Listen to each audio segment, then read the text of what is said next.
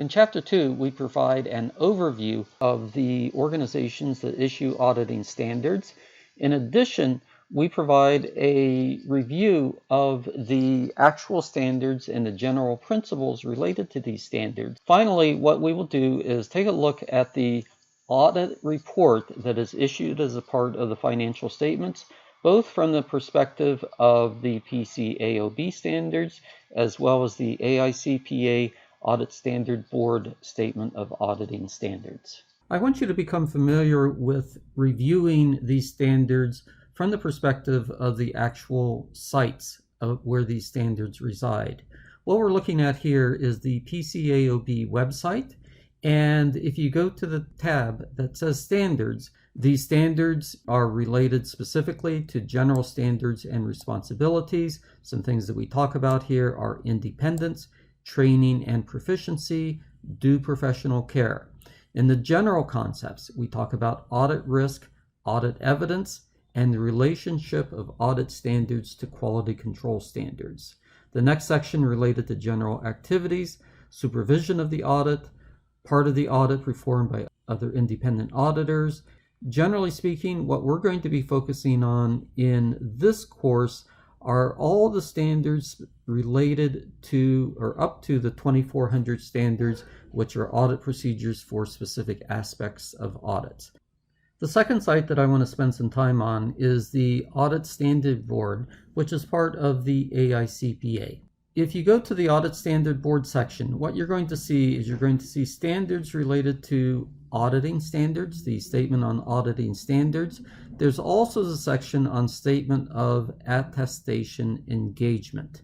The statement on standards for attestation engagement is something that we're going to be talking about later in the course, but what I want to do now is to focus on the statement of auditing standards. So when you go to the section on statement of auditing standards, you're going to see specific standards related to the overall standards of conducting an audit.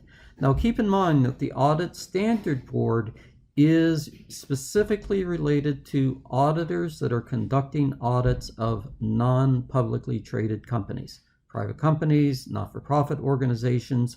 So what you see here is you'll see very specific standards related to the overall objectivity, independence, terms of engagement, quality control, documentation. Within each of these standards, you can actually click the standard and the standard is going to become available. This is a wealth of information that I strongly recommend that you review.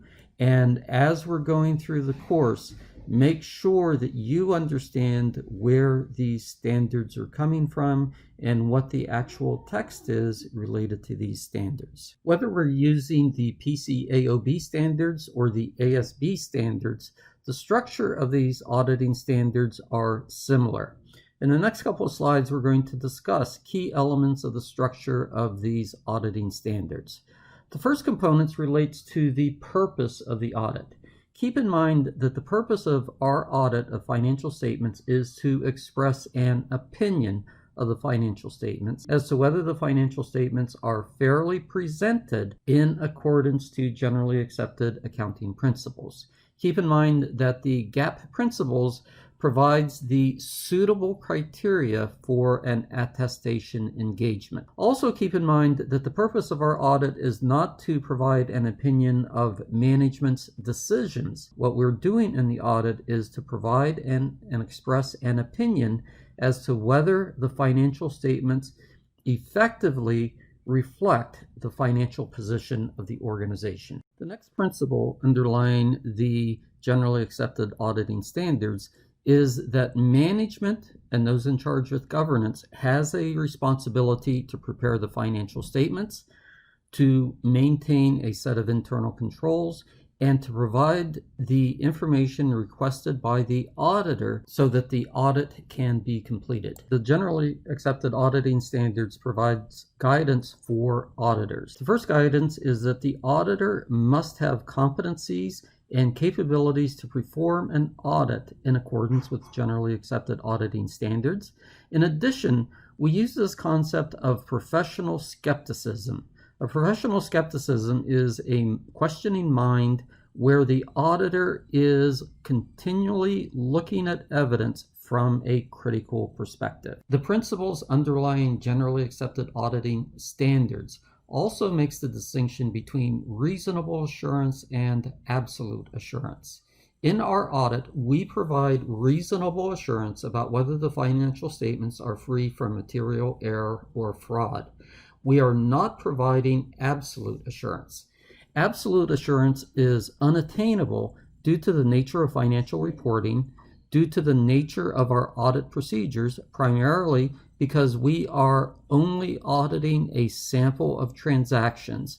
In addition, we need to conduct the audit within a reasonable period of time under a reasonable budget. When we do this, we are limited in terms of the scope of the audit. Our goal in this audit is to report the results. The results of the audit is the output that we have, the reason for completing the audit. We are providing this objective, independent examination of the financial statements and are able to express an opinion, or in some cases, unable to express an opinion based upon our professional judgment. Our opinion relates specifically to the fair presentation of the financial statements in accordance with generally accepted accounting principles. In the next video, which is still a part of Chapter 2, we will provide additional guidance related to the audit report. Thank you for your time.